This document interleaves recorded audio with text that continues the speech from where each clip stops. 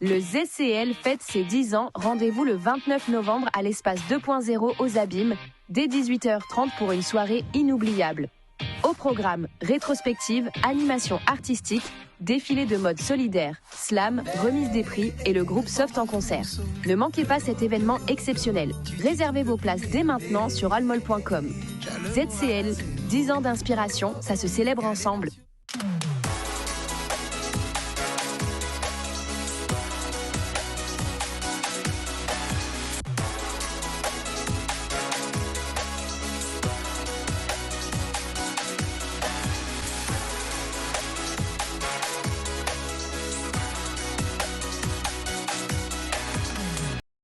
Voilà, bonjour, merci d'être avec nous, mais heureux de vous retrouver. Bonjour Iman. Bonjour Dani. Ça va? Très bien. J'ai pas trop manqué, non? Pas du tout. Pas du tout. Je me disais bien. On va recevoir aujourd'hui, pour mon retour, on va recevoir encore des personnes intéressantes. Gladys Francis, bonjour. Professeur des universités en études africaines, francophones, culturelles et théoriques, mais aussi présente à l'université Howard. On va en parler tout à l'heure, puisqu'on vient d'avoir des élections américaines. Monsieur le maire de Trois-Rivières, bonjour. Oui, bonjour à tous. Ancien président du SMAG, il est avec nous, enfin, parce que c'était prévu depuis longtemps. On va recevoir aussi Odile Joseph, manager de transition expert en digitalisation. Plus tard, Badi Fadoul, le chef d'entreprise, lui aussi, président d'honneur de l'USCP, l'Union des commerçants de Pointe-à-Pitre, c'est bien ça. Il est conseiller municipal de l'opposition. Là, deux chroniqueuses à la fin, Sarah Assia et Sylvie Rosier, qui nous parlent de team building. Voilà un peu ce qui fait l'actualité. C'est Iman News, on vous écoute. Bonjour. Aujourd'hui, au niveau de l'actualité, nous allons parler du village de l'artisanat qui s'est déroulé sur Paris, une façon de faire briller nos artisans avec la CMA, donc la Chambre des métiers et de l'artisanat. On reviendra sur la commémoration de l'armistice sur Gourbert, donc ce 11 novembre, qui fait hommage aux soldats qui ont perdu la vie pour la France. On parlera aussi de l'Europe dans ma région avec une nouvelle initiative mettant en lumière donc les projets autour de l'Europe, notamment avec la piscine intercommunale de Guadeloupe. Il sera question de CLIC pour la gestion du tri, donc un nouveau système qui permet de traiter le recyclage incitatif pour les habitants de Cap Excellence.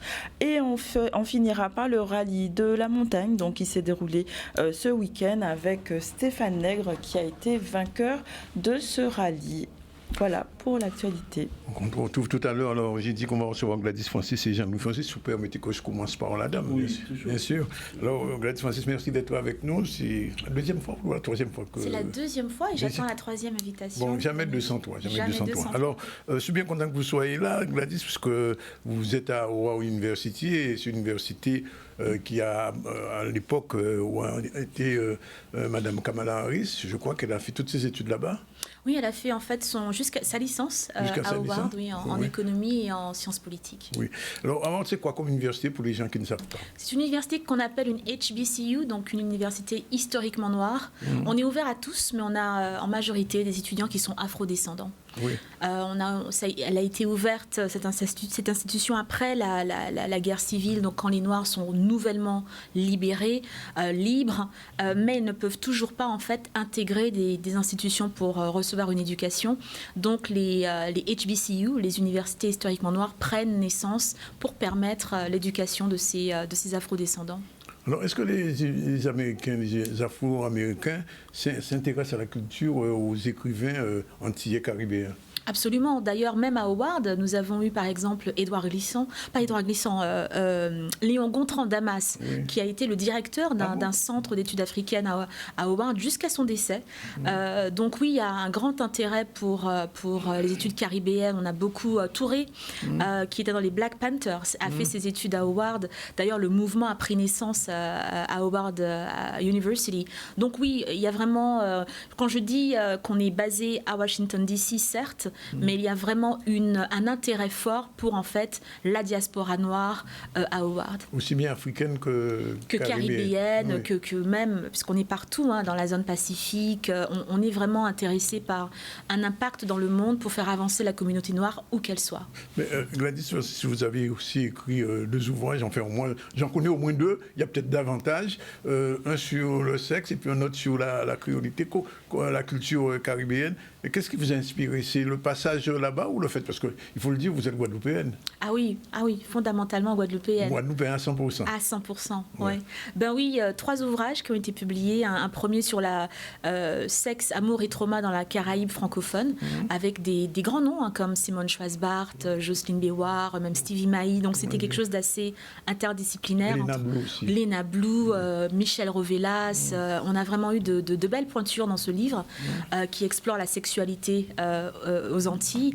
Et puis le deuxième ouvrage était un ouvrage très académique qui parlait justement de la transgression dans le contexte francophone. Tout à fait. Et puis le troisième ouvrage, c'est Épopée créole, qui raconte un petit peu le parcours, mes 20 ans en fait aux États-Unis, avec les périples que cela... les périples, c'est-à-dire? Des périples, je ne vais pas tout dire au public, mais par exemple, j'ai été victime d'une tentative de meurtre par des membres du Ku Klux Klan, par exemple. Uniquement parce que vous êtes noire, c'est ça? Parce que je suis noire, voilà. Donc des choses comme cela, la violence policière, être arrêté régulièrement au bord de la route par des policiers assez violents parce que je ne suis pas supposée traverser cet espace-là près de mon campus. Donc des choses assez difficiles, mais aussi un message d'espoir pour montrer en fait à notre communauté qu'on est tellement fort dans ce qu'on est, qu'on a un bon pédigré aux Antilles qui peut nous préparer justement à ce type d'adversité où qu'on aille et où qu'on soit. Et puis j'ai un ouvrage à paraître sur Fabienne Canor, qui est d'origine martiniquaise, qui s'appelle Fabienne Canor in Transgression, et qui aussi regroupe un magnifique nombre de chercheurs autour de son œuvre. Oui. Alors, mais je suis obligé de vous poser la question. Il y a eu des élections récemment. Je l'ai dit, Trump a gagné, a regagné, comme on dit. Qu'est-ce que ça risque de changer aux États-Unis pour les Afro-Américains? Beaucoup de choses dans le cadre de l'immigration. Est-ce qu'il y aura des mesures beaucoup plus fermes, comme celles qu'on a eues en 2016? Il y a beaucoup de personnes qui n'ont pas pu recevoir leur visa ou se sont vues refuser une entrée aux États-Unis. Si je veux maintenant venir aux États-Unis en tant qu'indépendantiste, je suis mort. Aïe, on passe à vous, Danick, on passe à... Donc, je sais par exemple que dans le cas des élections récentes, au vu des résultats, nous avons reçu à Howard des menaces de mort. Donc, il y a déjà des représailles. Durant le premier mandat de ce candidat, on avait déjà beaucoup d'attaques à la bombe, où même en hiver, des étudiants étaient obligés de sortir de leur résidence universitaire en plein hiver, des fois pieds nus, à attendre que le FBI puisse dire « vous pouvez maintenant retourner soit dans vos salles de classe ou dans vos résidences universitaires ». Donc, le climat, on est de nouveau dans un tel climat et nous verrons bien, puisque cette fois, en 2024, 2025, quand il prendra son investiture, il aura la Cour suprême derrière lui, le Sénat. Donc c'est une période qui va être intéressante pour nous. Je dis intéressante parce qu'il faut continuer le combat pour une démocratie. C'est ce que Kamala Harris a dit dans son discours, il faut continuer. Absolument. Never give up. Never give up.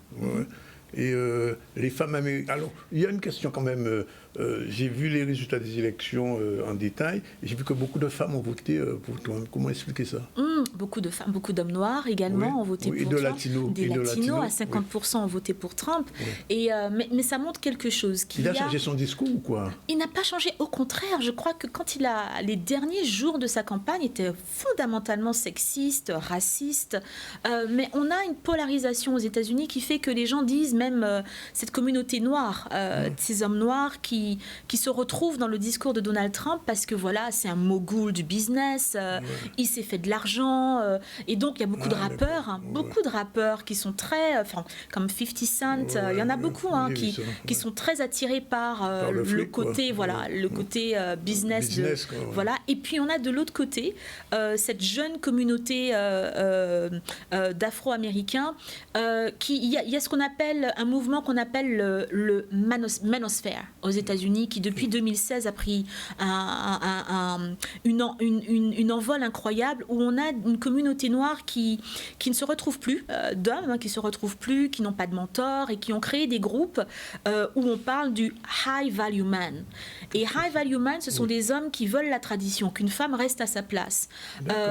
Du machisme de bas niveau, alors. Mais vraiment, vraiment. Et donc, même dans cette communauté, et à l'époque, en 2016, l'idée était en fait pas qu'ils ne votent pas pour Hillary Clinton, mais qu'ils ne votent pas tout court. Et ça a fonctionné. Et là, en fait, l'approche était totalement différente, où ils se retrouvent finalement dans ce discours de ce candidat qui dit vraiment, les femmes doivent rester à leur place, on doit les protéger. Donc voilà une partie des explications pour cette communauté. Et puis, Danick, on parle d'immigration, mais on a vu par exemple qu'en Floride, une large communauté cubaine, historiquement vote par rapport au communisme chez eux. Ils votent en fait pour ce parti républicain aux États-Unis. Et beaucoup de deuxième génération, ils ne se considèrent pas immigrants. Donc quand on parle de la question immigrante aux États-Unis, c'est plus complexe que cela. Donc vous avez une communauté latino qui vote, et puis c'est polarisé. Donc si on n'est pas si on est contre l'inflation, tant pis pour les autres questions, on va voter pour lui. Et ça s'est vraiment joué à ça. Et puis, une désinformation incroyable avec Elon Musk, qui dirige X, qui dirige Twitter, qui est derrière la campagne de Trump. Et qui fermé mon compte Twitter. Ah oui. Oui, je l'ai fermé. Non. Bon, alors, on va revenir vers vous tout à l'heure. J'interroge le maire de... On revient à la Guadeloupe, toute bête, mais toute puissante aussi, puisqu'il y a beaucoup de choses qui se passent en Guadeloupe. Alors, première chose, vous avez démissionné du SMAG, on le sait. On vous a poussé ou vous avez pris une décision tout seul? Le plus souvent, et à 99%, les décisions, quand elles sont prises par moi, parce que je suis les seuls à les porter. Donc cela ne veut pas dire que nous ne sommes pas ouverts à l'échange, ouverts à une proposition, à une idée, mais il demeure que les décisions sont du jeu. Et donc la décision de quitter le SMGAG, c'est une décision... C'était compliqué pour vous? En âme et conscience. Compliqué quitter le SMGAG. De quitter, alors vous savez, quand vous faites une mission, et c'est vrai que le jour où vous dites que vous partez, vous êtes le plus beau, vous êtes le meilleur, mais quand les décisions sont mûrement réfléchies, elles sont posées, quels que soient les hommes ou les femmes que vous avez devant vous, vous devez pouvoir suivre votre destin. Donc mon destin, c'était de pouvoir quitter après 3 années passées au SMGAG, 3 années très compliquées. Comme on dit, sous l'eau, vraiment? Alors, sous l'eau, on peut se le dire, mais je dis que simplement qu'au 1er septembre 2021, et tous ceux qui commencent à s'exprimer, qu'à travers les WhatsApp ou qu'à travers leurs communiqués ou quand ils sont derrière un micro, je dis simplement que la Guadeloupe est en crise depuis 40 ans. Prenons le temps de regarder tous ceux et toutes celles qui étaient au pouvoir, sans exception, sans en retirer quelle que soit la personne, et nous verrons que le constat d'échec, il ne date pas d'aujourd'hui, il date de 40 ans avec tous ceux et toutes celles qui ont été là. Voilà. Alors, juste une avant-dernière question. Est-il vrai qu'il y a une nouvelle multinationale française, SOR, qui veut revenir pour s'occuper de l'eau en Guadeloupe?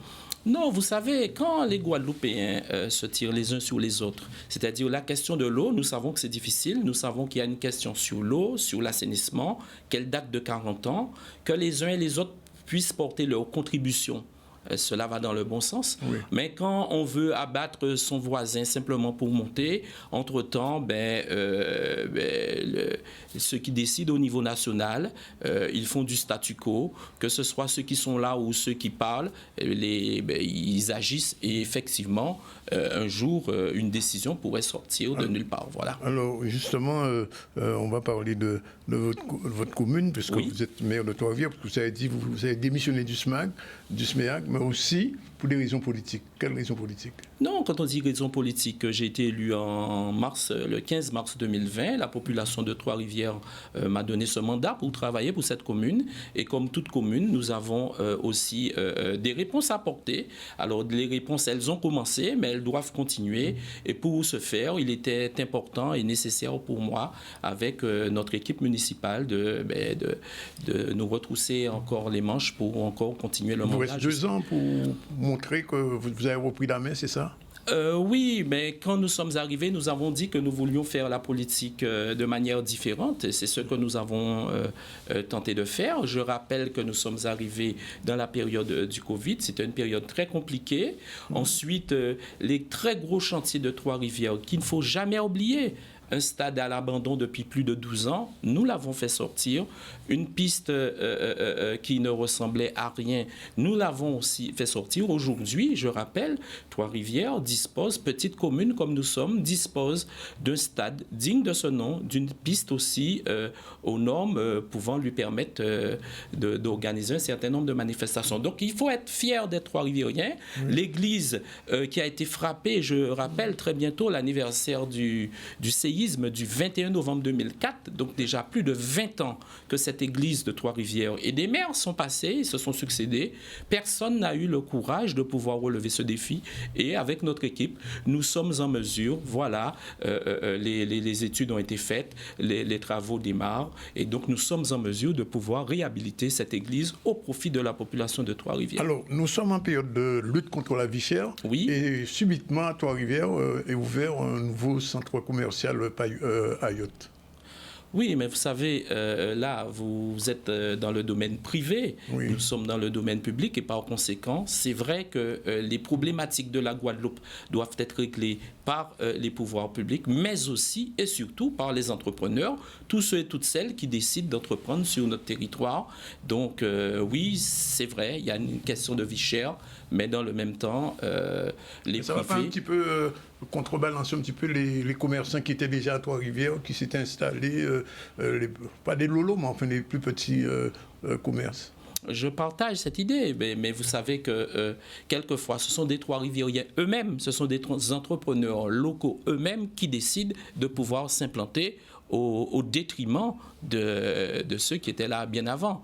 Donc c'est vrai que quand il s'agit d'intérêts privés, on ne cesse de le dire, il y a certains qui sont là à Trois-Rivières ou ailleurs, qui sont là pour investir, qui ne pensent qu'à leur poche, qui ne sont pas là pour faire de sentiments pour ceux qui étaient là avant. C'est le cas. Nous le disons à la population et quelquefois quand ces personnes-là encore veulent se mêler dans le domaine politique, cela ne pourrait faire qu'un mauvais ménage dans la mesure où ils seraient là pour pouvoir écraser et piétiner un peuple qui aujourd'hui est encore en souffrance. Voilà. Alors il y a quand même quelque chose d'intéressant à Trois-Rivières, entre autres, c'est les roches gravées.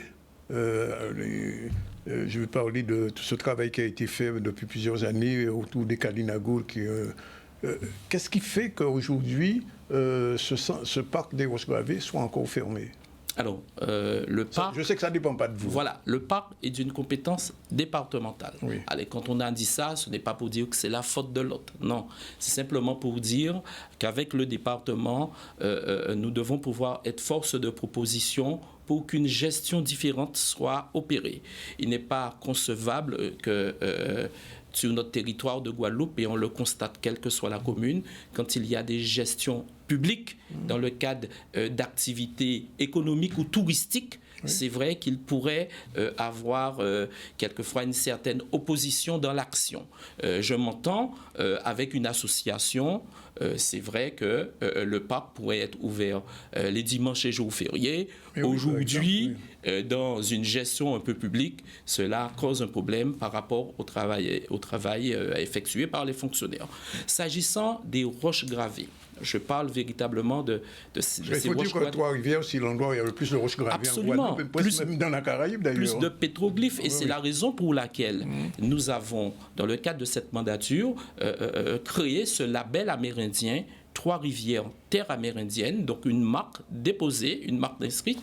Et là, c'est vrai qu'encore cet après-midi, il y aura une séance de travail par rapport à cette marque qui doit être développée, une marque dans laquelle vous devez pouvoir référencer un certain nombre de produits, de services, mais aussi faire passer un message. Une marque est là pour véhiculer des valeurs travail, des valeurs conformité, des valeurs de qualité.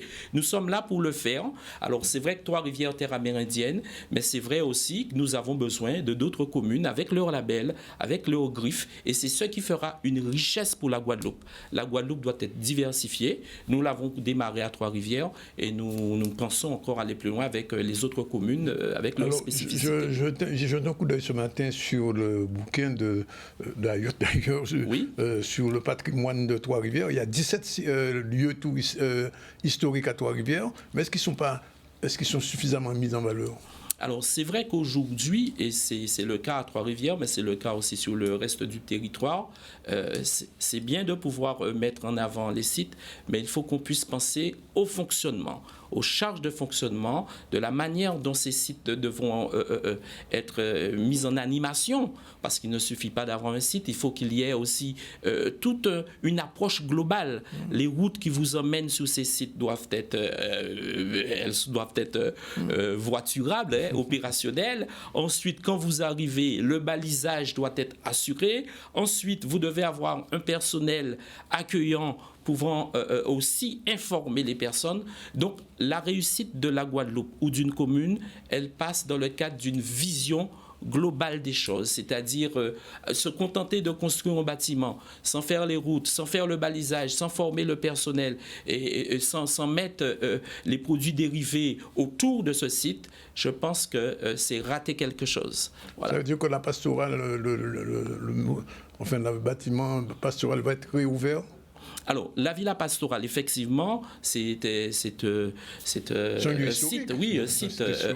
historique avec une valeur patrimoniale très forte. Et c'est la raison pour laquelle nous avons pris l'option, dans le cadre d'un chantier d'insertion, de pouvoir procéder à sa restauration. Donc, effectivement, ce sera un site, nous l'espérons, sur l'année 25, que nous pourrons mettre à la disposition des Trois-Rivériens. Ce sera un site agréable. Et là aussi, vous voyez, les municipalités se succèdent.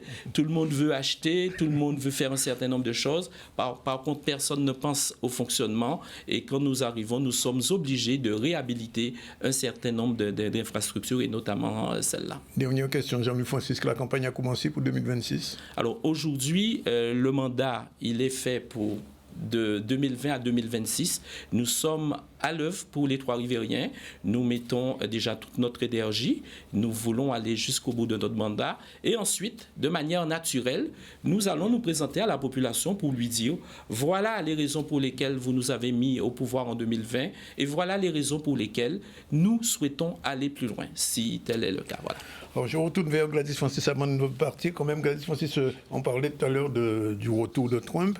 Mais pour une université comme Howard, qu'une université afro-américaine, est-ce qu'il y a des risques, je ne vais pas dire de fermeture, mais enfin de fermeture ou au moins des crédits? Alors, Howard, qu'on surnomme la Harvard noire, pour plusieurs raisons, mais l'une d'entre elles, c'est aussi qu'on est la seule université historiquement noire à faire partie ce qu'on appelle les Ivy League, donc Stanford, Harvard, Princeton, parce qu'on, par rapport aux donations que nous recevons. Mais on est aussi la seule institution de ce type à recevoir autant de subventions du gouvernement. Avec le mandat Biden-Harris, ils ont mis beaucoup de fonds à disposition de ces universités qui sont historiquement qui reçoivent très très peu de fonds, et donc ils ont changé un petit peu cette donne. Et donc là, avec ce nouveau mandat, il y a des risques, il y a toujours des risques de représailles, dont voire une diminution de ces fonds. Et en général, en tout cas, même les gouverneurs du Parti républicain ont toujours tendance à faire diminuer les fonds dans les écoles publiques au niveau de l'éducation. Donc, on s'y attend un peu. Une dernière chose, avant votre départ, il y a une autre. Je sais que vous avez tenu une conférence récemment, il n'y avait pas suffisamment de place. Il y a quelque chose de prévu avant votre départ? Tout à fait. Le 14 au matin jusqu'à midi, donc de 9h30 à 9h20 à midi, je serai à Bainbridge. Si nous avons des chefs d'établissement qui veulent arriver avec leurs élèves, leurs étudiants, ils sont les bienvenus. C'est gratuit, c'est ouvert. La session portera sur le leadership. Et puis le 15, je représente Howard à la foire sur l'audiovisuel qui aura lieu le 15 novembre dans les jardins de Guadeloupe Première. Voilà, donc je serai là pour représenter Howard. Est-ce que je peux donner, Danick, un numéro de téléphone pour ceux qui veulent? C'est très gentil de ta part. Donc pour ceux qui voudraient venir à Bainbridge avec leurs élèves, leurs étudiants, veuillez contacter le docteur Gustave au 06 90 41 86 80. Donc dites-lui avec... Alors reprends. Oui, bien sûr, le 06 90 41 86 80. Une dernière chose, je sais qu'il y a eu des accords faits avec l'université Antilles-Guyane, université ex-Antilles-Guyane d'ailleurs. Je l'ai connu comme ça aussi, l'UAG. Oui. Quelquefois on oublie. Est-ce qu'aujourd'hui on peut conseiller à un étudiant guadeloupéen de venir aux États-Unis sous Trump? Ça a été une mesure importante pour moi que de créer ces coopérations, que ce soit avec le conseil régional, le conseil départemental et l'université des Antilles. Et ce que ça implique, c'est qu'en fait, les étudiants peuvent, de l'UA, peuvent en fait venir à Howard pour 6 mois ou 1 an par l'université des Antilles. Oui. Et ils ne paient en fait que les frais de scolarité de la Guadeloupe ou de la Martinique. Donc c'est très peu. Oui. Donc ils n'ont pas à payer les 50 000 que paie normalement un étudiant à l'année à Howard. Oui. Donc c'est très important. Donc ils peuvent, et c'est un campus très sécurisé. C'est vraiment, ils se sentiront chez eux. Il y a quelque chose de magnifique dans le fait qu'ils ne soient pas en fait dépaysés en étant à Howard. Ce sera complètement l'inverse. Donc vous leur dites welcome. Always, you are always welcome to come to our campus. Ok, merci en tout cas, merci, Gladys Danique. Francis. Monsieur le maire, une dernière chose avant de partir. Oui. Qu'est-ce qui peut donner à Trois-Rivières plus d'attractivité, en 2 mots? Alors, c'est vrai que tous, nous l'avons vu. Vous savez que plus de 300 000 visiteurs transitent vers Trois-Rivières pour aller au Saintes. Oui. Et c'est la raison pour laquelle nous avons fait déjà l'acquisition d'un terrain pour pouvoir bien organiser le stationnement, le parking au niveau de la zone de bord de mer et ensuite donner vraiment de l'attractivité à travers l'activité économique qui devra retrouver un nouveau souffle. Donc Trois-Rivières tournée vers la mer, la plage de Gantance, sans oublier la plage de Gantance, sur laquelle il y a un projet c'est vrai qu'il nous cause quelques difficultés. C'est le projet Océan qui date de plus d'une dizaine d'années, qui n'est jamais sorti et sur lequel aussi la ville de Trois-Rivières porte sa contribution pour pouvoir dénouer tous ces dossiers. Voilà. Alors Gladys, la prochaine fois que tu viens en Guadeloupe, il faut aller à Trois-Rivières. Mais j'attends qu'on m'invite. Moi, je veux venir à Trois-Rivières. Et moi, je voulais venir à la conférence aussi. Mais comme elle n'a invité que les étudiants et les professeurs, vous voyez... C'est de la tchatch. Non, c'est pas vrai. C'était une belle rencontre. Non, parce qu'un leadership, c'est vrai que c'est nécessaire de pouvoir bénéficier de votre expertise et de votre expérience là-dessus. Donc, on se retrouvera. Pas de problème. Oui, tout à fait. Donc, c'est un sujet qui me tient à cœur. Oui. Donc toute cette partie coaching, toute cette partie l'estime de soi, la partie relationnelle, c'est important aujourd'hui pour permettre aux uns et aux autres de. Alors ce que j'entends, Danique, c'est qu'on fera un TED Talk à Trois-Rivières. Ah oui, c'est ça qu'il faut. Sur le leadership. Mais non, nous prenons contact. Il y a aucun problème. Danique sera là pour pouvoir. Oui, je serai là. Je ferai même l'interprète. Ok. Welcome home. Ok. Wonderful. Voilà, merci. Il est 13h. C'est la fin de cette première partie du ZCL News. On se retrouve tout à l'heure pour nos prochains invités, Odile Joseph et Badi Fadoula, tout de suite. Merci.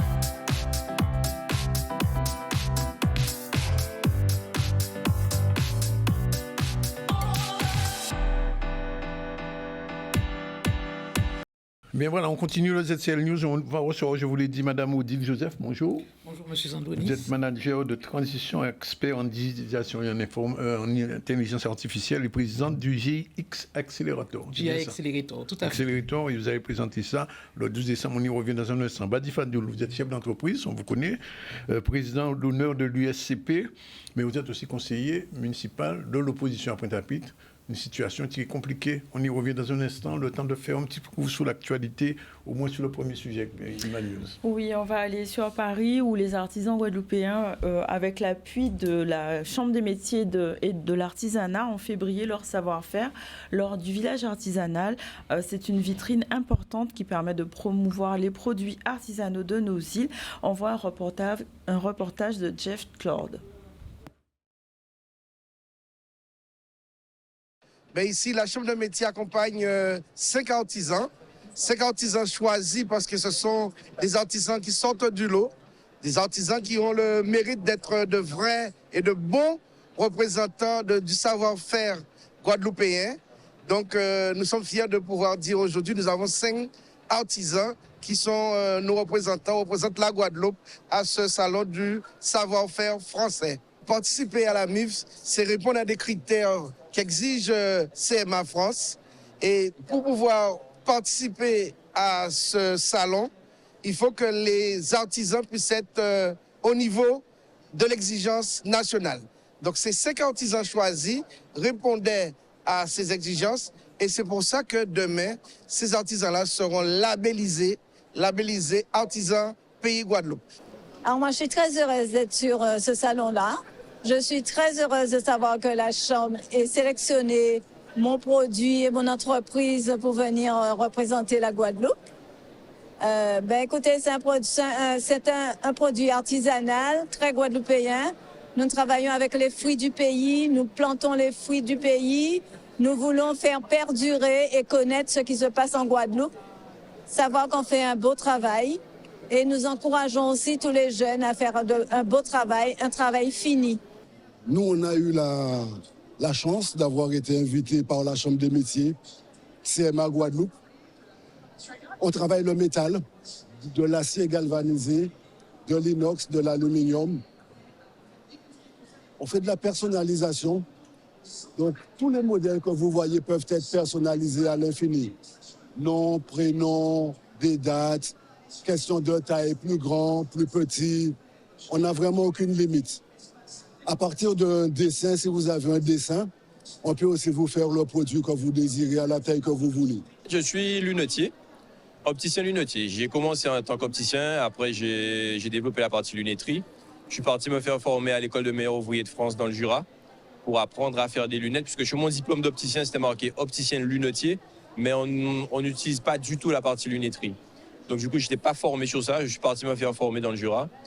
Donc j'ai été formé par des meilleurs ouvriers de France qui m'ont donné cette passion pour la lunette, vraiment. Et du coup, j'ai passé une première fois un concours où j'étais en finale, où j'ai perdu la finale. Et j'ai été lauréat il y a 1 an du concours un des meilleurs ouvriers de France en classe lunetterie. Voilà, donc un salon qui permet d'élargir notre visibilité. On va faire le deuxième sujet ou on attendra peut-être tout à l'heure, monsieur, parce qu'il a beaucoup de choses à dire. Alors, monsieur Fadoul, merci d'être là. La question que j'ai envie de vous poser, qu'est-ce qui fait que Pointe-à-Pitre ne fonctionne pas comme vous auriez souhaité? C'est-à-dire que quand je me suis engagé en 2020 aux côtés de M. Durimel, on lui avait apporté un programme sur l'économie. Oui. Or, depuis cette date-là, il l'a mis sous son coude et rien ne va. Donc, tout ce qui est économie, ça ne l'intéresse pas. Alors, il y a des choses quand même qui sont assez curieuses à Pointe-à-Pitre. C'est qu'à l'époque de M. Bongo, on disait que Pointe-à-Pitre n'était pas propre. On pensait que ça allait changer. Finalement, j'ai même l'impression que c'est pire qu'avant. Depuis l'époque de l'ère Bangou, rien n'a changé et même ça empire de plus en plus. Malheureusement pour les Pointois. Oui, mais au niveau de la sécurité, est-ce que ça s'est amélioré? C'est mieux de la sécurité, mais c'est surtout dû à l'État qui a mis une police nationale qui est un petit peu présente sur le centre-ville. Par les vélos, les policiers à vélo. Et des patrouilles qui passent de temps en temps en voiture. Parce que j'ai eu l'occasion de discuter avec des Pointoises. Elles me disent que si elles ont des bijoux, le soir, ils ne sortent pas à Pointe-à-Pitre. Le soir, oui, parce que la ville est un petit peu mieux éclairée, mais pas suffisamment. Donc, le soir, d'accord, mais on parle de chalands, on parle d'habitants qui, à la journée, ça c'est sûr, ça s'est beaucoup amélioré depuis 4-5 ans. Oui. Mais alors, qu'est-ce qu'il faudrait vraiment parce qu'on a l'impression, enfin, vous le dites souvent, vous avez fait une conférence de presse récemment avec toute l'opposition. Ça veut dire qu'aujourd'hui, il y a un bloc contre le maire actuel. Qu'est-ce qui se passe? Non. C'est une circonstance qui fait qu'on était d'accord sur un sujet sécurité. Oui. Après les incidents du blackout. Hein. Ah oui, c'est surtout après ça, parce que ce n'était pas la première fois. En 2021, on a eu, encore sous l'ère du Durimel, on a eu une nuit où il y avait une horde de pilleurs qui sont entrés sur le centre-ville. Et là, idem sur le 25, dans la nuit du 25, où pendant 4 heures, la ville était laissée à l'abandon. Nous, on a mis... il y a un peu la faute de l'État, mais il y avait surtout la faute du maire, qui est le premier magistrat de la ville, et qui aurait dû normalement être alerté ce qui se passait dans sa ville, et lui avertir l'État de ce qui se passait dans sa ville, parce que c'est quand même le premier magistrat de la ville. Il y a quand même 52 policiers municipaux. Bon, effectivement, il y en a 30 qui sont dans l'administratif. Je ne sais pas qu'est-ce qu'ils font, mais bon, les 22 qui sont là, je ne veux pas les blâmer. Hein. Ils n'ont qu'une seule voiture, une Arcana. Il aurait pu acheter 2 Duster pour ne pas faire de publicité. Mais donc, ils n'ont pas de voiture, donc on ne peut pas les blâmer. Ils n'ont pas de matériel. Oui.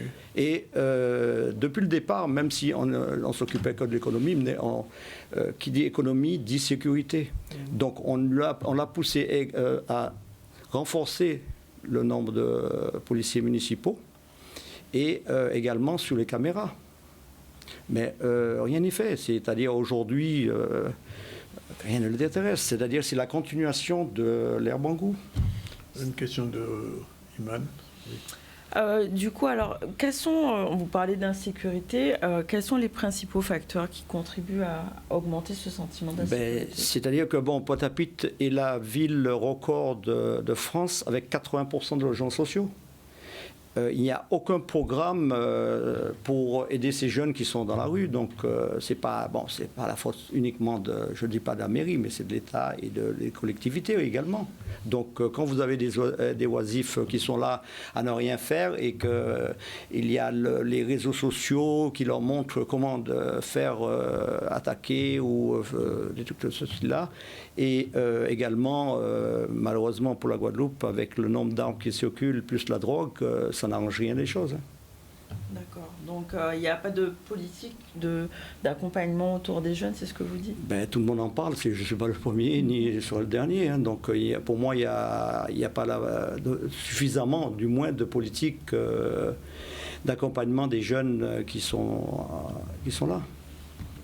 Et ce n'est pas que dû à Pointe-à-Pitre, hein, c'est dû à toute la Guadeloupe. Monsieur Van Doel, vous êtes au conseil municipal, même à l'opposition. Vous avez l'occasion de parler au maire, de lui dire d'aller dans telle ou telle direction? Déjà, quand j'étais dans la majorité, il ne m'écoutait pas. Donc aujourd'hui, c'est encore pire, parce qu'il a la mauvaise éducation, ou plutôt, il a très très bien été éduqué, mais il a peut-être mal appris.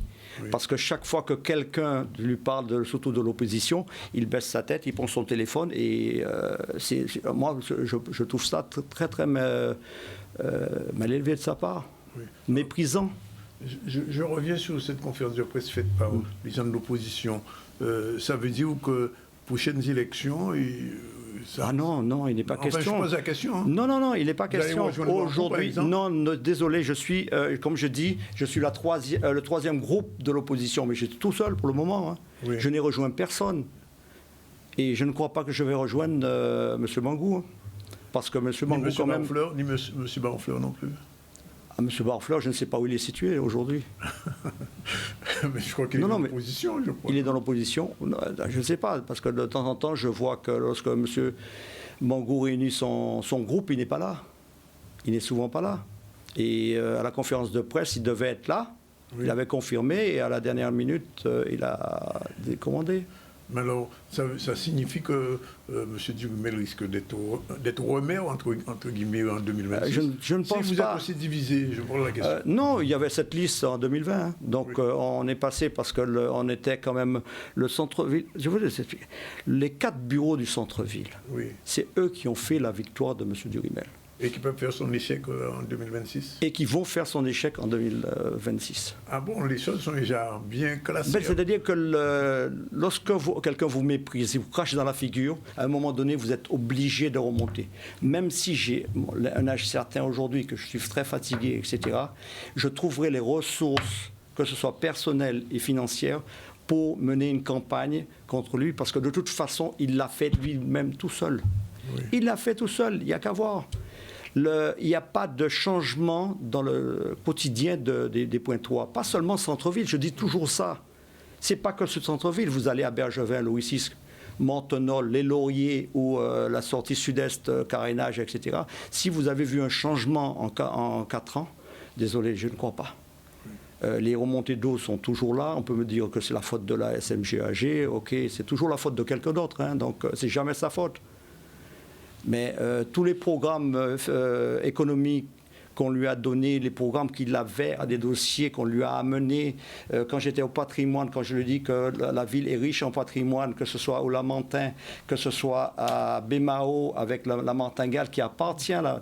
Il y a 3000 mètres carrés de terrain à Bergevin, l'ancien 10, de vendre et de faire avec un peu. Ensuite de ça, il y a un truc pour moi le plus criard, où c'est l'incompétence, ou du moins il est borné ou aveugle, c'est vouloir descendre le déficit aussi vite.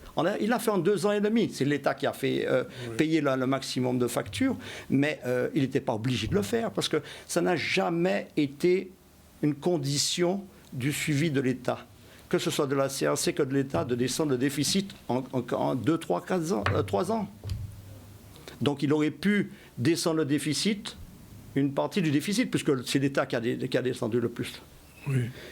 Plus la vente de son patrimoine qu'il a bradé. Je le dis toujours, il a bradé le patrimoine, les 1600 logements, avec les 20 hectares. 20 hectares à 30 millions, sans les bâtiments, ça va 150 € du mètre carré. Or, il est en train de faire du portage avec le PF à minima 450 €, jusqu'à 1500 €. Donc, pour moi, c'est bradé. Donc, mais le problème, c'est qu'en bradant ce patrimoine, il y a 4,5 millions qui ne vont plus rentrer. Donc la SIG a fait un super investissement. Super. En 7 ans, il a remboursé les 30 ans. Hein. Donc ça veut dire que la situation financière de Pointe-à-Pitre maintenant, c'est amélioré quand même, c'est ça? Ben, l'État, oui, l'État a fait en sorte qu'il soit amélioré. Mais seulement, le problème aussi, c'est qu'il a toujours ses 44 millions de dettes et il n'a pas de trésorerie pour faire de toute façon l'investissement. Et qu'est-ce qui nous prouve ça? Pourquoi il est sous tutelle de l'État? Il a 6 millions de dettes seulement, par rapport, de déficit par rapport aux 80 déjà annoncés en 2020. 6 millions, l'État devrait lui dire, bon, vous êtes le champion du monde, allez-y, gérez votre ville. Mais ils n'ont nullement confiance en lui. Donc il est sous tutelle. Alors, toujours. Qu'est-ce qu'il faudrait faire pour relancer l'économie sur Pointe-à-Pitre, selon vous? C'est-à-dire que dans le programme de l'USCP, qui est l'Union des commerçants, on lui avait inventé un programme économique.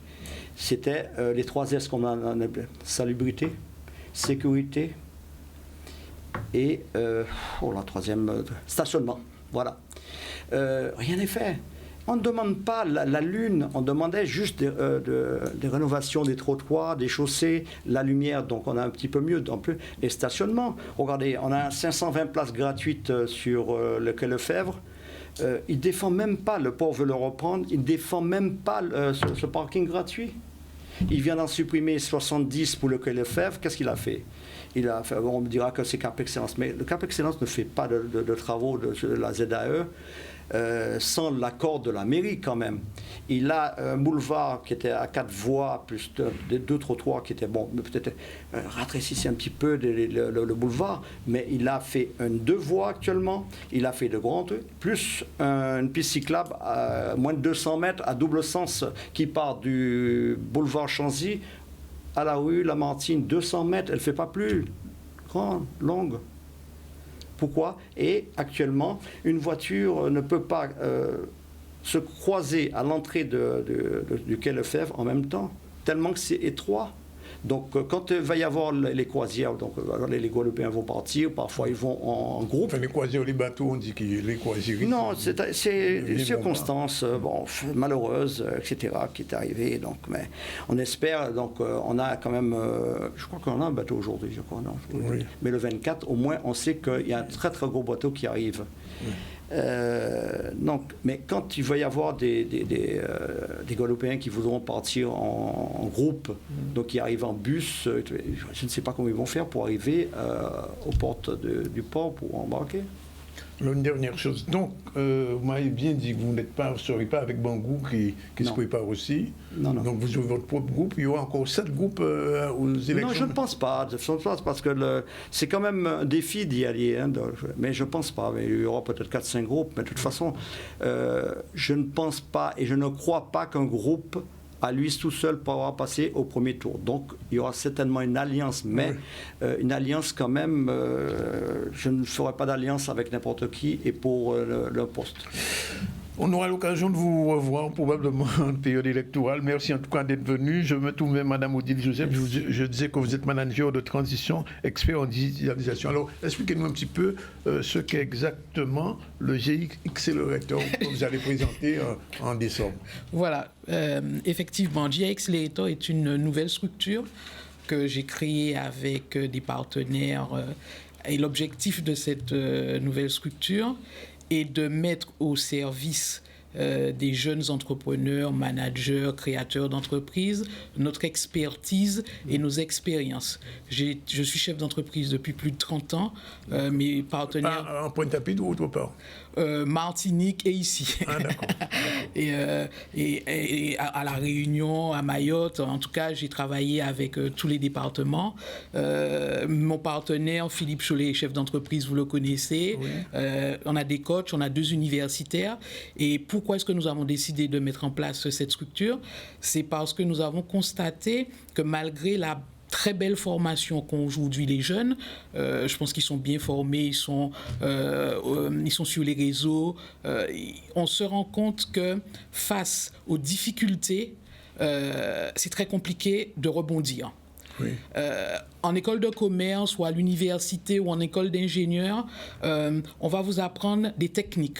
On va vous apprendre à être compétent. En revanche, on ne vous forme pas à la pratique. On ne vous forme pas à la pratique de prendre le mur sur la tête ou d'anticiper de prendre le mur. Donc nous nous sommes dit, comment peut-on faire cela? Alors on peut effectivement mettre en place des conférences comme celle que l'on fera le 12 décembre, mais nous avons été beaucoup plus loin. Nous avons imaginé créer un jeu avec 2 professeurs d'université des Antilles, et ce jeu s'appelle G.A. Win the Game ou Tomber lévé. Bon, à quoi ça correspond ce jeu? Quand on est chef d'entreprise, et ça c'est 30 ans d'expérience, à moins d'avoir une entreprise qui a plus de 20, 30 ou 40 collaborateurs, on a une vision parcellaire de l'entreprise. Et si on est unique dans son entreprise, on a la tête dans le guidon et on ne connaît qu'une partie dans l'entreprise. Or, pour pouvoir diriger une entreprise, qu'on soit seul ou à plusieurs, il est important de prendre de la hauteur et d'avoir une vision de l'ensemble des départements qui composent l'entreprise. Donc, le but du jeu a été basé sur le fait de créer autant de cartes qu'il y a de départements dans l'entreprise, avec des cartes qui permettent de faire appel à des experts ou d'avoir des pépites. Et donc, ça a été basé sur le principe du mahjong. Qu'est-ce que l'on fait? On a 8 joueurs et l'objectif est de mettre en place des suites pour découvrir l'entreprise. Donc, c'est très ludique. C'est la première partie du jeu qui dure une matinée. La deuxième partie du jeu, c'est la mise à l'épreuve sur le terrain. C'est-à-dire qu'on les met dans un lieu. Ils vont piocher une catastrophe. Mon banquier est parti avec l'argent. Il y a eu un cyclone. Enfin, des catastrophes que vous ne découvrez que lorsque ça vous arrive. Et par un jeu de pistes, grâce à une coach qui est experte en gestion mentale et en gestion des émotions, l'objectif est que pendant ces 2 heures, ils arrivent à résoudre la problématique en tenant compte de ce qu'ils ont vu lors de la première demi-journée. J'ai un problème, nous sommes 4. Comment sortir l'entreprise de la difficulté ou peut-être comment... Soyez un chef d'entreprise qui est chef d'entreprise, je vous écoute. Hein. Mais oui, comme ça il pourra réagir. Et donc c'est vraiment trouver le moyen d'anticiper, de sortir de la crise ou de prendre la bonne décision. La bonne décision, c'est peut-être de ne pas continuer, c'est peut-être d'arrêter les frais et de repartir différemment, c'est peut-être de se former, c'est peut-être de faire appel à un expert. C'est vraiment mettre ces jeunes créateurs à l'épreuve sur le terrain. Et nous avons déjà testé, évidemment, à l'université, puisque nous sommes partenaires à l'université des Antilles, qui a trouvé le projet très intéressant et qui va faire une étude et vérifier au cours des masterclass que l'on mettra en place que les jeunes et les créateurs ont vraiment pris la mesure de ce que nous leur proposons.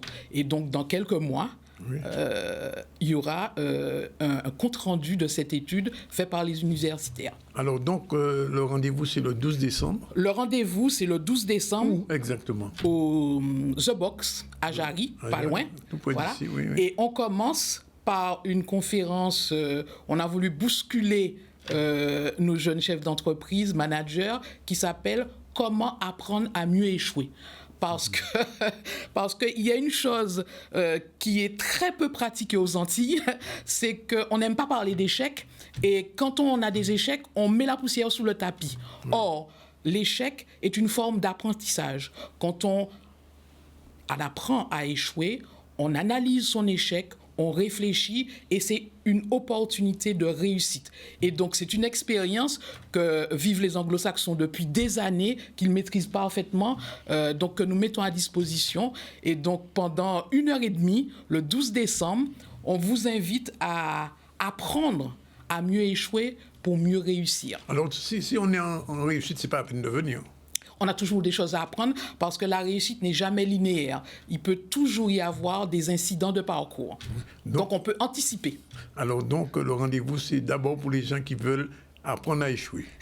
C'est d'abord pour les gens qui veulent réussir en identifiant tous les points qui leur permettront de réussir. La conférence va durer combien de temps? La conférence va durer 1h30. 1h30, oui. Et il y aura j'ai envie de dire des recettes pour... Ah, évidemment, évidemment. Une première partie de la conférence, ce seront les techniques de l'apprentissage, avec des clés, bien sûr. L'objectif est de découvrir ces clés. Et une deuxième partie qui va durer 45 minutes où il y aura les 5 experts de présents et on pourra échanger avec les personnes qui seront présentes. Un dernier mot, c'est seulement pour les jeunes chefs d'entreprise ou par exemple M. Badoul qui est un jeune chef d'entreprise qui peut venir? On a toujours à apprendre. Si M. Badoul est entrepreneur, il peut venir, bien entendu.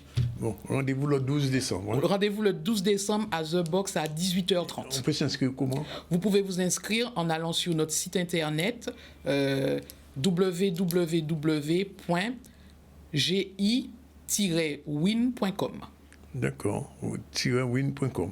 Bien, écoutez, Madame Odile, vous n'êtes pas venue ici pour échouer, donc vous avez bien réussi votre parcours. Merci d'être venu. Monsieur Badoul, on vous souhaite de réussir aussi. Oh non, je crois que mon avenir est déjà derrière moi. Bon, il ne faut jamais dire ça. Je dis ça, non, je termine là, ces prochaines années, là, j'ai terminé. Ah bon. L'année prochaine, c'est... Vous arrêtez tout, même la politique?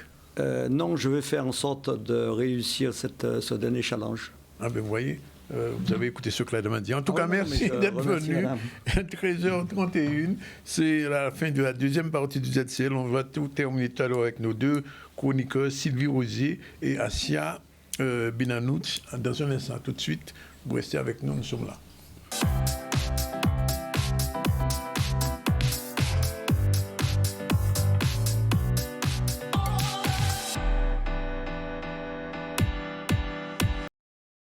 Voilà, c'est la dernière séquence du ZCL. Il n'y aura que des femmes. Il y a Iman News. Bonjour Iman. Bonjour Dani. Je vous revoir. Oui, n'est-ce pas? Il y a Assia, bonjour. Bonjour Dani. Bonjour. Et il y a Sylvie, bonjour. Bonjour. On recommence avec Iman. Oui, on va parler de l'Europe dans ma région, donc qui est au cœur de plusieurs projets locaux, notamment on va voir un projet autour de la piscine intercommunale. Donc Michel Héraclide était parmi eux pour nous parler de l'investissement que l'Europe a pu faire. Nous sommes là ici avec la délégation de l'Union européenne. C'est pour pouvoir déjà manifester leur intérêt pour les sommes qui ont été allouées à la Guadeloupe. C'est près d'1 milliard sur le FEDER, le FEAMP. FEAMPA pour la pêche, le FEADER aussi, pour l'agriculture aussi, les fonds que nous recevons.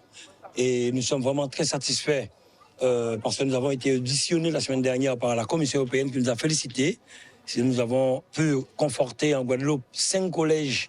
Nous avons construit une quinzaine d'écoles, notamment à Baïf, à Vieux-Fort, à Port-Louis, des stades de football dans le sport, notamment à Port-Louis, à Petit-Bourg, dans d'autres communes. Et aujourd'hui, nous avons tablé vraiment pour venir ici, à la piscine intercommunale, une piscine olympique, la seule piscine de ce type dans la Caraïbe. Et je vois comment ils sont enchantés de voir un peu cette réalisation avec la tribune, les infrastructures qui répondent aux normes internationales. Donc, on ne peut être que satisfait. On a vu des excellents projets qui ont été choisis pour cette campagne l'Europe dans ma région. Il y a des facilités sportives comme cette piscine olympique ici et aussi des investissements, des facilités d'éducation et de culture. Alors, je suis très contente de ce que j'ai vu. Ils ont vraiment des investissements qui profitent tous les citoyens ici, que le public de tous les ans peut venir visiter, profiter. Alors, c'est ma première visite à Guadeloupe, mais je suis très contente de ce que j'ai vu. C'est un bassin 50 mètres, 10 couloirs, un bassin olympique. Bien entendu, nous attendons des athlètes de niveau mondial. C'est un équipement que nous avons réalisé avec l'aide de l'Europe. De la région et aussi des 3 communes qui participent aussi à ce fonctionnement-là. Nous avons réalisé ce beau bassin justement pour organiser des compétitions internationales avec, bien entendu, la Ligue de natation qui nous accompagne. On ne peut être que satisfait de nos réalisations et de la manière que nous avons pu vraiment utiliser les fonds européens dans tous les domaines.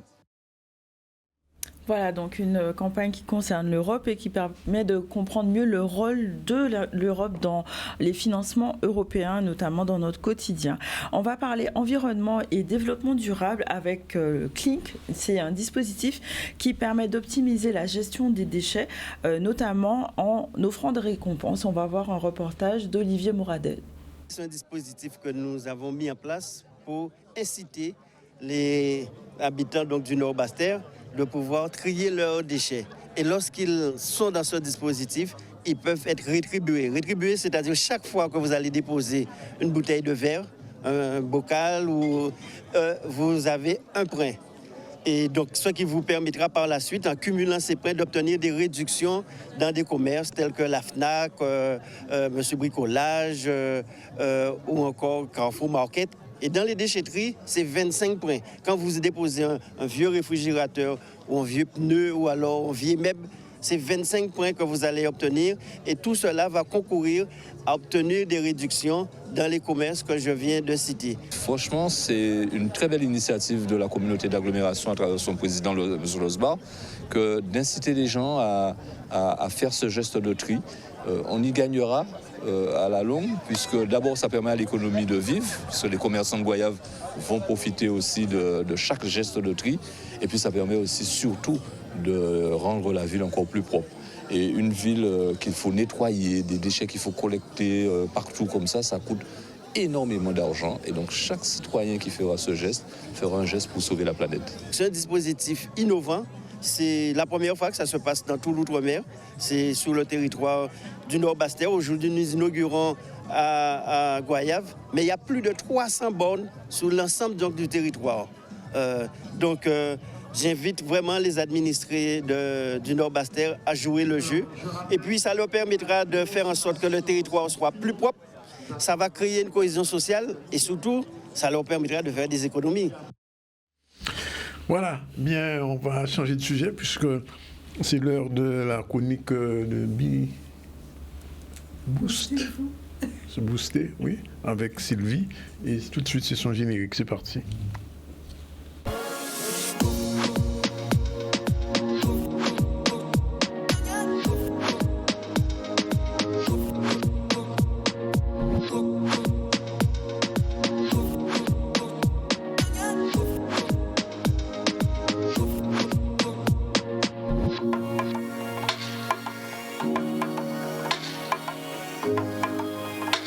Alors aujourd'hui, on va parler du team building. J'avoue que je ne savais pas ce que c'était. J'ai lu le script et j'en sais un petit peu davantage. Alors, comment on commence ? Comment on commence? On va déjà décrire le team building. Donc, en fait, ce sont des activités pour renforcer ou pour recréer de la cohésion au sein d'une équipe. Ces activités, on les fait lors d'une journée. On sort du cadre du travail pour que ce soit un peu plus ludique. Et donc, ça permet à l'ensemble de l'équipe de se redécouvrir ou de faire connaissance autrement. Et c'est important dans une entreprise, le team building? Je pense que oui, parce qu'on est dans notre train-train quotidien, on est dans nos tâches et tout. Et puis, du coup, des fois, on peut s'oublier ou entre collègues, on ne communique plus pareil, on n'a plus le regard sur les objectifs des uns et des autres ou comment ça se passe dans l'entreprise en général. Et ce moment-là permet de faire une pause et de repartager autre chose avec ses collègues. Alors, quand on dit ça comme ça, ça a l'air bien, mais concrètement, est-ce qu'il y a des exemples concrets qui peuvent... j'ai envie de dire influencer les gens qui ne connaissent pas encore le team building? Ça va dépendre de l'objectif que l'entreprise a quand elle organise cette journée de team building. Puisque si c'est pour... C'est sur une journée à peu près? L'idéal, c'est pour une journée. Après, ça peut être un week-end. Ça dépend de la formule qu'ils prennent et de ce qu'ils veulent faire ressortir de ce moment de cohésion avec leur équipe. Et donc, par exemple, s'ils ont besoin de renforcer la collaboration, ils peuvent mettre ça sous forme de challenge où ils doivent, par exemple, résoudre des énigmes ensemble. Et ça permet, du coup, de travailler ensemble d'une autre façon. Si c'est pour mieux communiquer, il peut y avoir des moments d'échange à travers des activités ludiques ou des activités créatives, recréer du lien avec ses équipes. Et là, ça va vraiment dépendre de l'objectif de l'entreprise. Il y a pléthore d'activités qu'on peut proposer, qui peuvent être sportives, ludiques, créatives. Et c'est en fonction de cet objectif qu'on va décider de quelles activités on met en place avec les équipes et du moment qu'on veut passer. Donc, en fait, c'est quelque chose de, j'ai envie de dire, presque ludique, alors? Oui, toujours. Il faut que ce soit ludique. En fait, il ne faut pas que ce soit trop strict. On sort du cadre du travail, justement, pour passer un bon moment avec ses collaborateurs. Donc, il faut absolument mettre des activités ludiques. Des fois, ça peut même sembler ridicule. Il peut y avoir des jeux qui peuvent sembler ridicules. Mais ça permet de poser un cadre un peu plus léger et après passer à une autre activité. Je suppose que ça t'a rappelé quelque chose. Oui, ça me rappelle quelque chose, effectivement, avec des noms d'animaux assez bizarres que j'avais entendu une fois. Et donc, mais du point de vue de la parole, alors comment ça se passe?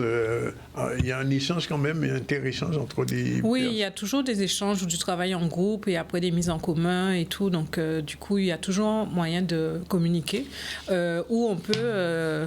faire écrire une chanson. J'avais eu à créer un karaoké, mais on leur a fait écrire la chanson. Ensemble? Oui, ensemble. Oui. Ils avaient juste le rythme. Ils ont écrit la chanson avec l'objectif, en fait, de quoi je voulais qu'ils parlent dans la chanson. Ils ont cherché les paroles, ils ont écrit la chanson et ils devaient l'interpréter après tous ensemble. Ça ne peut pas aller jusqu'à danser, non, quand même? Pourquoi pas? Oui. Si ça dit aussi, Manila, par exemple, on a créé une chanson. Oui. Mais si le rythme est entraînant, pourquoi tu ne danserais pas? Oui, enfin, je demande. Mais alors, donc, team building. Alors, je me rappelle d'une expérience qu'on a eue au ZCL, c'était un séminaire. Donc, c'était ça, C'était ça. Concrètement, c'est ça, le team building. Exactement, oui. C'était ça. Donc, ce qu'on a vécu au mois de juillet avec l'équipe des chroniqueurs du ZCL, c'était un team building. C'était un moment pour renforcer la cohésion, pour faire connaissance autrement et pour partager autre chose. Puisqu'après, c'est une équipe un peu particulière, les chroniqueurs du ZCL, puisque finalement, ils se croisent. Ils se croisent, ils se côtoient peut-être pas toujours. Et donc, du coup, c'était... Non, pas du tout, parce qu'en fait, on se rencontre sur le plateau, mais pas à l'extérieur. Et voilà. Donc, il faudrait plusieurs séminaires par mois. Il faudrait plusieurs temps de rencontre, effectivement, plusieurs séminaires. Peut-être pas tous les mois, mais peut-être 2-3 fois par année. Oui. Et c'est vrai que ce moment en juillet a été très intéressant et assez dynamique, puisqu'on est parti d'un moment un peu absurde pour poser un cadre très léger avec tout le monde, et tout le monde a joué le jeu. Et puis après, on a une activité un peu plus créative, où là, on a créé une fresque et créé des liens entre les chroniqueurs pour qu'ils comprennent, même s'ils ne se croisent pas, qu'ils ont des sujets qui sont complètement différents, qu'il y a quand même un lien entre eux. Et donc, c'était à eux de retrouver le lien avec qui... les uns et les autres, et puis du coup, la fresque s'est formée comme ça. Alors, en tant que spécialiste, tu as déjà eu l'occasion de faire en dehors du ZCL, du team building, et ça fonctionne bien après? Ça fonctionne bien, mais c'est pas quelque chose qu'il faut faire... enfin, c'est une étape, parce qu'on peut pas espérer retrouver une cohésion totale avec une journée de team building. Ça doit être une étape, et après, continuer un certain nombre d'activités ou de temps avec les équipes pour continuer à créer ce lien et à renforcer la cohésion et l'engagement de tout un chacun dans l'équipe. Donc là, c'est un appel au deuxième séminaire du ZCL là, qui fait oui. entre les lignes. Quand tu veux. Oui, ben, on y pense de toute façon. Non, mais c'est intéressant. Alors, pour un chef d'entreprise qui regarde là, qu'est-ce qu'on peut lui dire? Ben là, on est en fin d'année. Par exemple, je sais pas moi, de 150 personnes. C'est possible, quelle que soit la taille de l'équipe. Beaucoup de personnes. Autant pour le petit groupe, c'est compliqué, mais pour le grand groupe, c'est aussi compliqué. C'est exactement ça. Ça rejoint un peu ce que l'invité de tout à l'heure disait, en fait. Puisque quand on est dans une entreprise, en fonction de la taille de l'entreprise, des fois, on n'a plus la vision sur tout le monde, sur tous les services, etc. Donc, effectivement, ces temps-là peuvent être intéressants. Et c'est des temps qui sont intéressants à mettre en place en fin d'année ou en début d'année et en milieu d'année, puisque ça permet de, comme j'ai déjà dit, poser un objectif pour l'année qui arrive. Là, on est en novembre, c'est le bon moment de se dire on va peut-être faire quelque chose pour clôturer l'année. Oui. Pour après préparer 2025. Ensemble, on se donne un objectif pour cette journée-là. On échange ensemble, on passe un bon moment. Et après, sur 2025, on met en place plusieurs autres actions et on en refait un en cours d'année. C'est dit. Bon, merci de nous dire tout ça, chère Sylvie. On va en tenir compte. Mais voilà. Je t'en prie. Il est déjà à 13h50. Deuxième chronique tout de suite avec notre amie Asia. Générique, et c'est parti avec Iman. Bienvenue sur la chronique Mission Régénérescence. Mission Régénérescence intervient auprès des familles, auprès des seniors, auprès de la jeunesse et en intergénérationnel. Elle promouvoit la santé, la vitalité, au niveau physique, au niveau mental et au niveau émotionnel. Alors, Asia, bonjour. Aujourd'hui, tu vas nous parler des aidants familiaux et du bien-être. Pourquoi c'est essentiel de parler de cette catégorie de la population et de la nécessité pour eux de prendre soin d'eux-mêmes? Alors aujourd'hui, oui, j'ai choisi de mettre à l'honneur les aidants familiaux. Pourquoi ? Parce qu'ils sont eux-mêmes à une place quand même qui est très importante dans le fait de pouvoir aider leur accompagné, que ce soit une personne handicapée, que ce soit une personne âgée, que ce soit une personne souffrante. Et très souvent, elles sont très sollicitées. Et si tu veux, ce qui se passe, c'est que dans cette sollicitation, malheureusement, très souvent, il n'y a pas de limite. Donc, quand il n'y a pas de limite, je me suis retrouvée confrontée plus d'une fois dans les personnes que j'accompagne, que ce soit en collectif ou en individuel, à des personnes totalement épuisées.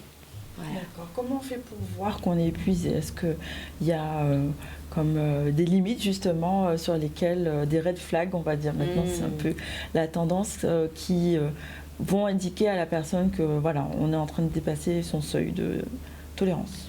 Alors en fait, si tu veux, très souvent, la personne commence à avoir des émotions qui sont négatives rien qu'à l'idée d'aller aider. Alors qu'elle se retrouve, si tu veux, en conflit intérieur parce qu'elle aime forcément la personne qu'elle accompagne, elle a envie de l'aider et elle sent qu'intérieurement, elle ne peut plus. Et comme elle continue à tirer sur la corde, elle commence à ressentir des frustrations, tu vois, de la colère. Des fois, peut-être que les rapports vont être un peu plus difficiles. Et puis, elle va se retrouver entre je suis en colère, mais je culpabilise parce que la personne n'y peut rien. Et tu vois, ça commence à devenir un cercle vicieux. Comment on fait pour ne pas se sentir coupable dans ces cas-là? Alors, ce qui est très intéressant et important de prendre conscience, c'est que on ne peut pas aider réellement l'aidant familial si nous-mêmes, nous ne prenons pas le temps de se prioriser, tu vois, et de prendre du temps pour soi. D'accord. Et pour moi, ça, c'est vraiment quelque chose qu'il faut réellement prendre en considération, tu vois. Parce que c'est comme, par exemple, on veut donner, mais on a les poches vides. À un moment donné, à force de donner de l'amour, du soutien, et de ne pas prendre du temps pour soi et récupérer cet amour, si tu veux, à travers comment? À travers des activités qui nous font plaisir. Ça peut être tout simplement aller chez le coiffeur. Il y en a, ils n'ont même plus le temps de faire ce genre de choses, tu vois.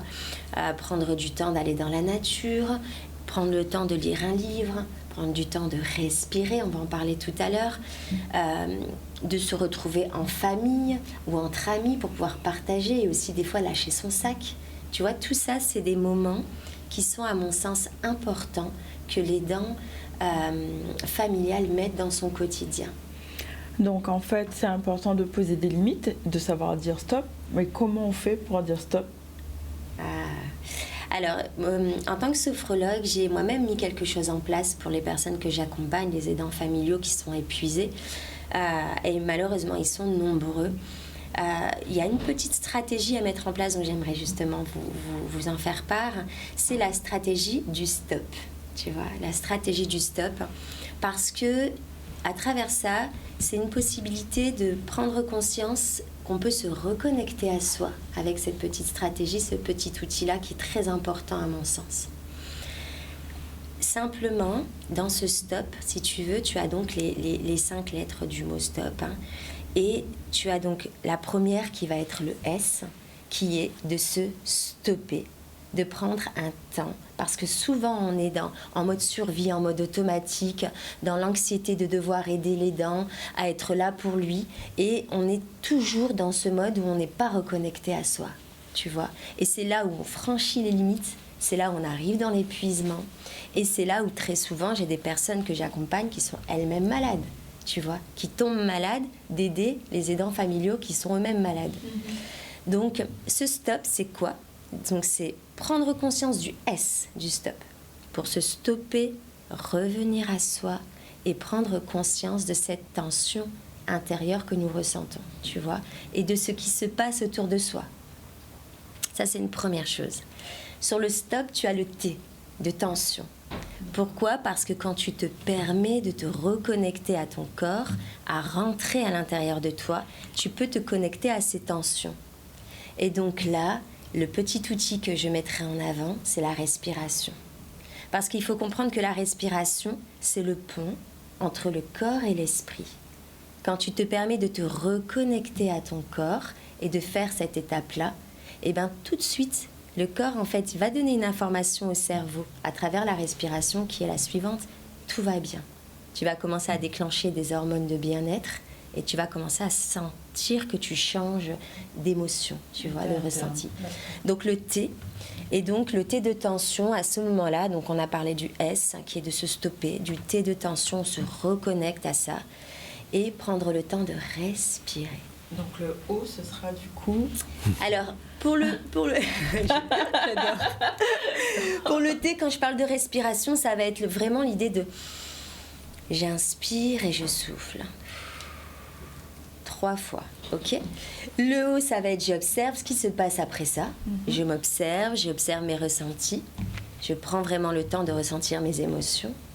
Et le P, ça va être le passage à l'action après ça. C'est-à-dire que j'ai pris le temps pour moi, j'ai pris le temps de respirer, de ressentir mes tensions intérieures. Et maintenant, j'ai le choix de prendre une autre décision, tu vois, que par exemple péter un câble sur mon proche, que par exemple me sentir encore stressée et faire des choix où je vais culpabiliser un peu plus tard, et peut-être justement arriver à quelque chose de plus positif.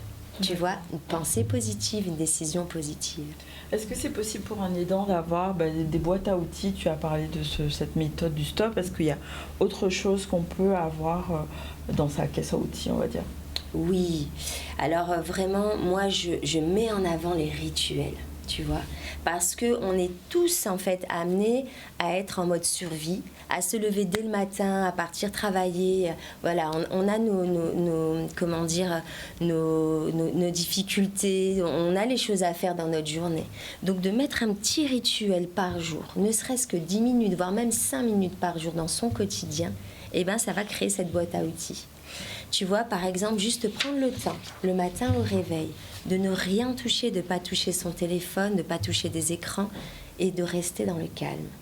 Rien que ça, prendre sa tasse de café, on n'a pas besoin de méditer parce que rien que de faire ça, c'est déjà une position méditative, tu vois. Et y mettre des intentions positives pour sa journée.